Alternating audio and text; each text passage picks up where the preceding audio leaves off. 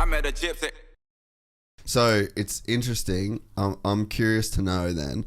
So you're racing in WA. You've obviously got like this potential to go faster, right? But like you said, with your competition, you're winning. Like, let's say you line up the best dude, second best dude in Australia, whatever. You're battling it out.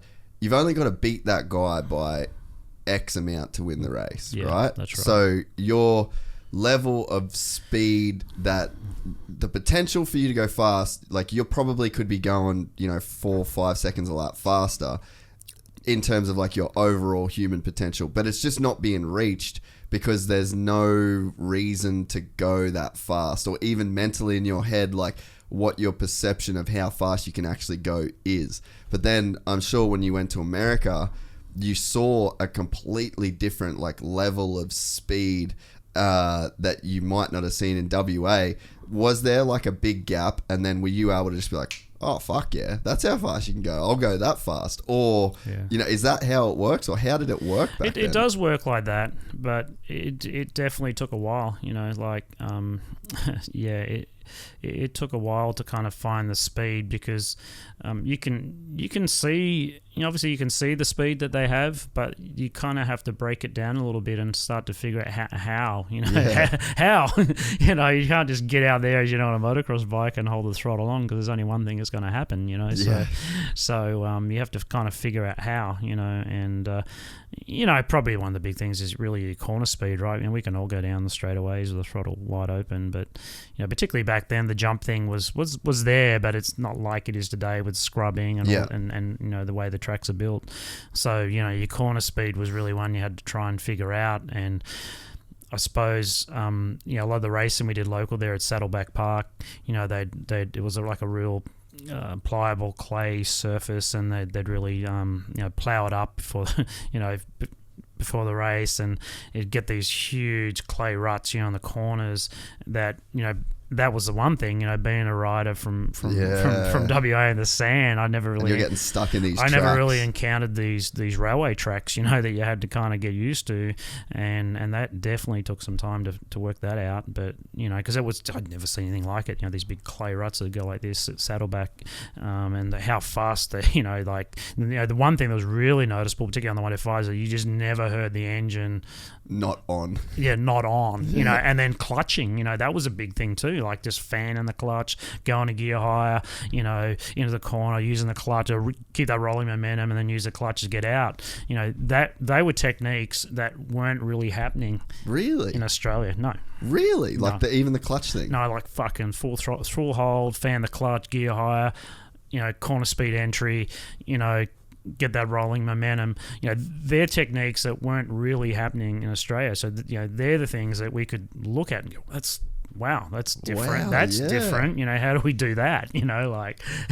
So they're the things that just totally opened your eyes up. So so over there, actually, Rones, can you pull up a picture of like Saddleback? It was Saddleback Ranch, right?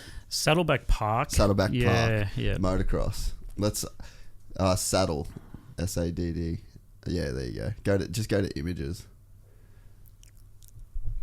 Because where was Saddleback? It was in like Escondido. No, it was just it's in Orange County. Oh, okay. So it was epic because it was so close to that sort of Orange County area, like pretty close, like Anaheim and all those areas, really close. So it was kind of like an epicenter of motocross racing. 1974. What year were you in America? I was there more like 79. Yeah, 79. Yeah, wow, man, that blows me away. That whole clutch thing. That just wasn't a technique that was in Australia. So they were coming in and just like holding it on at the start of the turn, just going the whole way through it. Yeah, and I think Bob Hanna was one that really kind of got onto that early as well, and particularly like the staff so just flat changing, just blipping the clutch, through the box and stuff. So it was definitely a more aggressive style of riding, and that we really hadn't seen. But again, it's all driven by the fact that there were so many riders in this hotbed like Saddleback that the level just started to go crazy. And I guess that's when the Americans really started coming up against the Europeans and really really developing at a high level.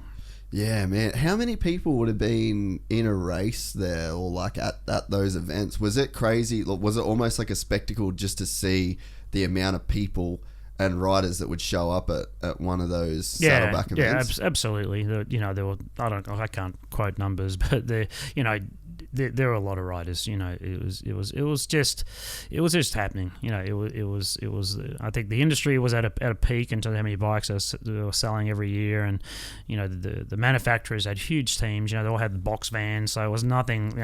Honda might have had 6 box vans. Of riders. It was just huge. I mean, yeah, it was.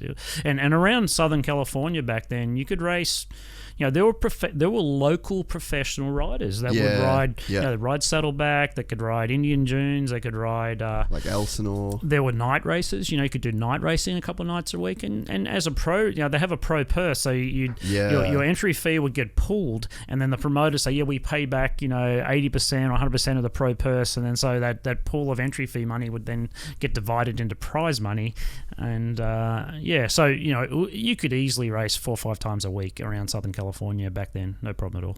And so how, like, when you were there, were you just working on that technique the whole time? You were like, I want to ride like the Americans ride, and it was almost like an apprenticeship that you were kind of doing there to try and figure out how to go as fast as those dudes. Yeah, it was. Yeah, that must have been so fun.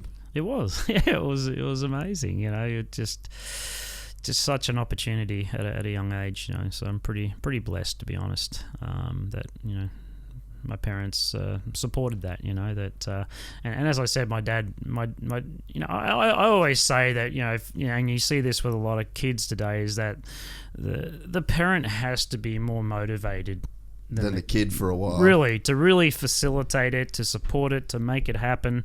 Today, I know there was some riders, back in the day that didn't have parental support, but they still somehow found a way to get there. But that's gotten a lot harder to do today, to try and make it happen. So, you see these parents that are just totally, totally into it and supporting their kids racing, and I had that, for a long time.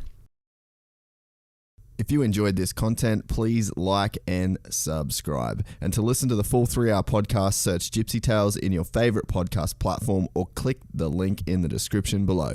Gypsy Gang.